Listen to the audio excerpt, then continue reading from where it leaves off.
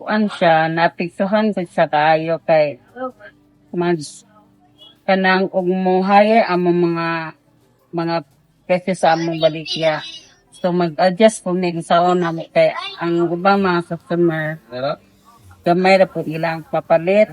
So napiktuhan gud kayo pag ni kay maglisod na mami ko. Kuan jud disod kay mga customer magugis na anak siya og mga lapit ang barato ra then kasi isa ka so instead nga mopalit sila og isda ato na lang sa manok kasi di naman siya ang kuan or sa malad ba or sa ginagos anak na so napikuhan di naman po sa nila. Agad na mo sa presyo sa supply kuan. So kung higher kung sa dato mahay pud may kay alam mo babot yung wala ginasa. Ana ra lakan si Jubisiki kung si kuan kay siyempre maatag man mo barato ang atlet isda kay kuan man kanang tungod sa mahal kay pagpagsak so lakan si mangisa na pong mahal parang matuna pong bawa siya pa. Magpadayon daga po kay everyday mo nga man amo ang ikuan pagkaon. So gusto na magpag ano pwede continue daga po sa mga presyo kamo man ay hindi ni Manila wala mo magkaon so na ani kadigdan ko. So kana ra po. Pamilya gud kay ana expenses kinahanglan ko kanarbaho mo sugod og mahal para pud makapara sugod sa mga pamilya. In the heart of Dumaguetes Market, vendors feel the rise in prices every day. Behind every stall is a person struggling to adapt, their stories showing the struggles behind the food we buy. As Dumaguetes City faces rising living costs, understanding the causes and solutions helps everyone cope better and support local livelihoods. The Department of Agriculture emerged as a central force, shaping how food is grown, priced, and delivered to the markets that sustain everyday life. Amo lang ang ginabantayan na everyday og nitaas ba or niubos kay dili man gud kaayo namo makontrol ang ilahang mga kanang sudden changes of prices kay kami igo lang gid mi makamonitor. So CDA kay wala siya kanang authority to kanang direct og ingon nga taas kay inyong presyo og sinaninyo na wala ingon na mga bandit CDA. Amo is monitoring lagin mo kan lang sa other agencies na yun na nga namin na detect so sila may mag-kuan sa ilang implementation na. Through constant monitoring, farmer and vendor support, and long-term climate resilience strategies, the Department of Agriculture stands as the vital link connecting farmers, markets, and consumers. Farmers are facing poor harvest, tough weather, and rising cost. These affects the whole market, raising prices and reducing profits. Kanang magkagamay ang kita. Minsan, kanang taas ang presyo ng abono at saka hilo, tapos ang produkto barato. Pag ang kita. Ang kantikto ana kanang pag harvest ang tanom nga brato kayo og presyo nya ang abono mahal pud kayo dili ka afford sa among kita yung kuan kinahanglan mig financial nga kuan budget kay dili ka paigo sa among kita sa among pang adlaw-adlaw nga kinahanglan.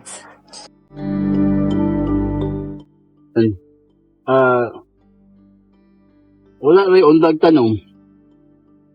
Kay kung mundag nagtanom, Katilog, mahal na. Kay ang mga mahal ang production.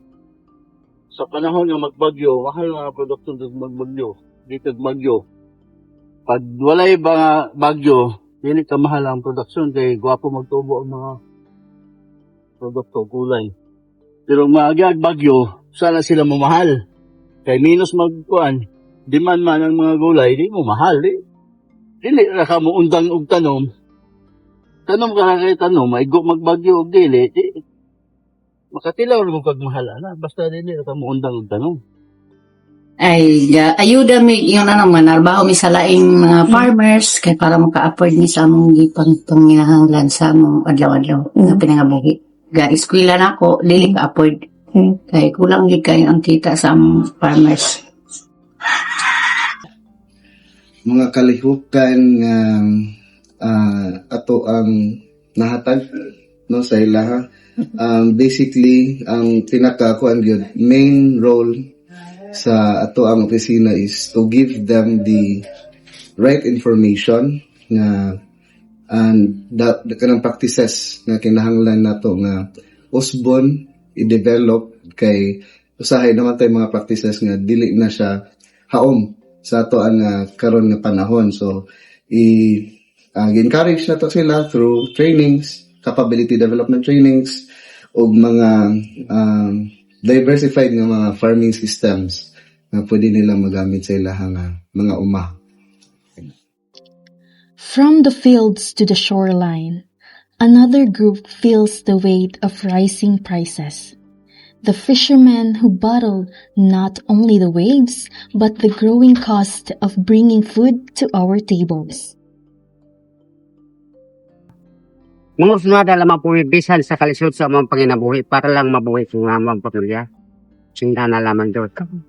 Kaya parang isinunta nga unikan lang po sa ito ang pasimulo po sa ito ang panggoberno po paturagas sa pagpataas sila ang presyo.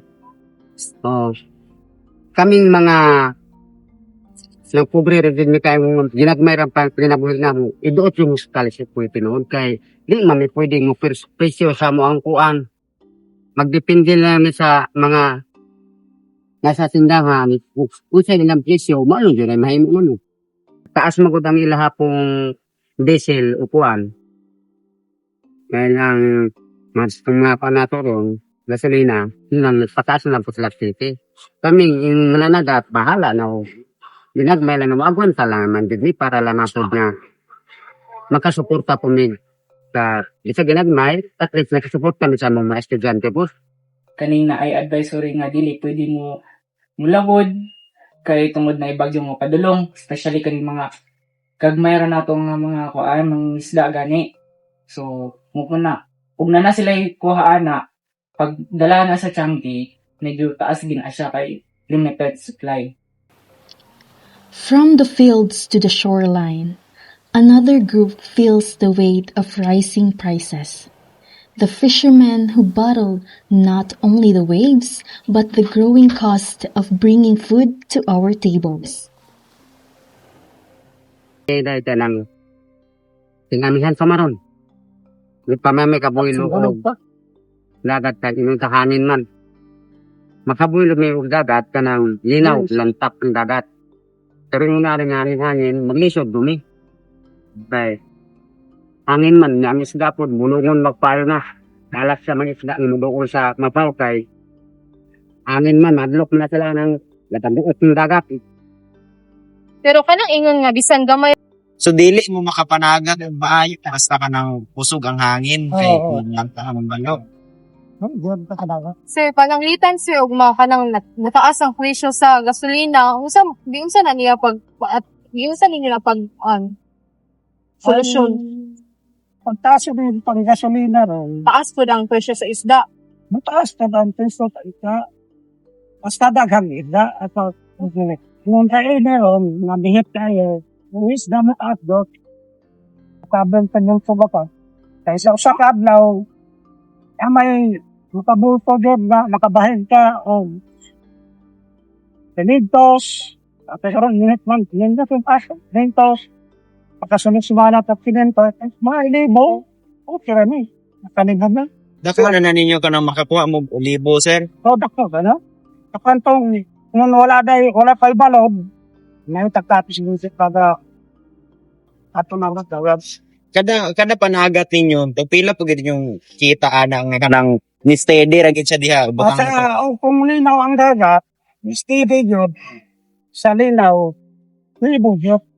Pero kinani nga amihan, Amihan, natin taas ko dito sa inyo. Ang sunanang.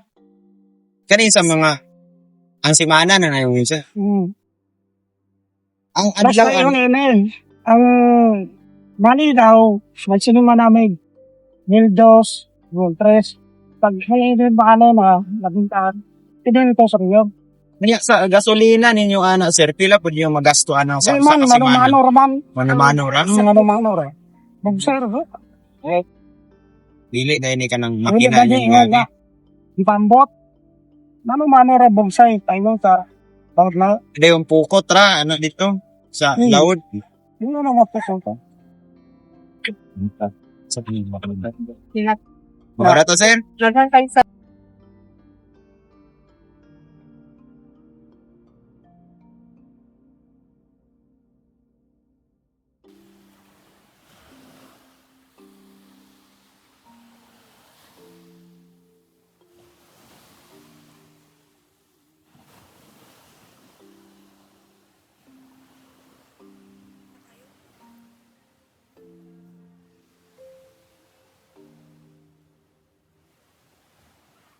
Ang Provincial 4-H and Special Program Coordinator no, sa Negros Oriental. So, kung man ako ang ikalagad ninyo karon nga makuha sa ato mga farmers, considering no nga ang ato ang market karon is nag-fluctuate siya, dili kayo dili stable in terms of the buying sa ato mga commodities.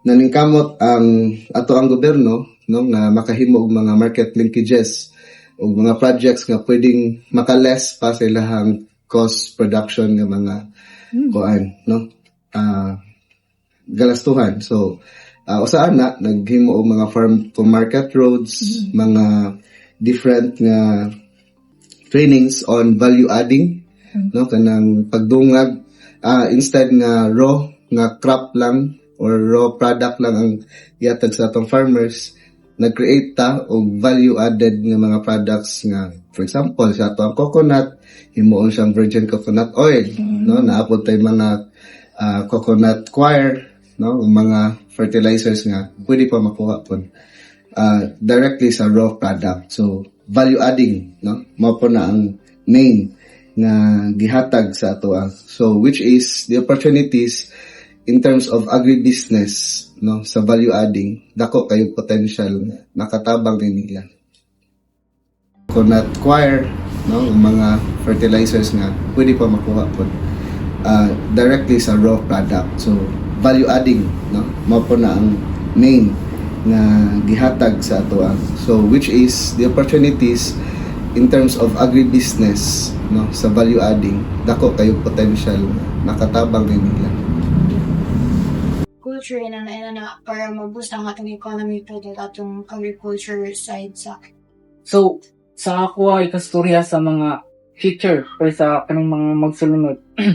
Sismi, especially sa mga bata nga I would encourage nga mo-take sila og agriculture kung makita nila nga kung unsa ka importante ang food stability na to.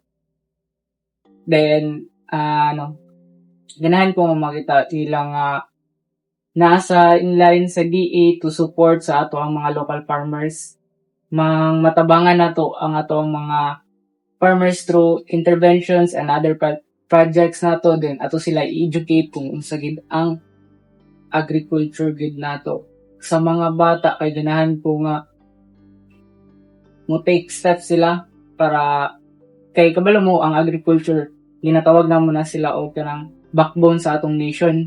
Kay kung walay agriculture gyud bisan unsa man uda ka dato gyud kay ato ba tagihapon mo kuan sa ato ang mga farmers gyud maturo nga sa atong From the fields to the market stalls, the rising prices we face are rooted in shared challenges, and through the Department of Agriculture support, farmers, vendors, and communities remain deeply connected in the fight to keep food available, fair, and sustainable for all. Every purchase supports a dedicated vendor striving against rising costs and the burden of family needs. If we want Dumaguete to thrive, we must support its foundation. Choose local and let's support our own Dumaguete vendors.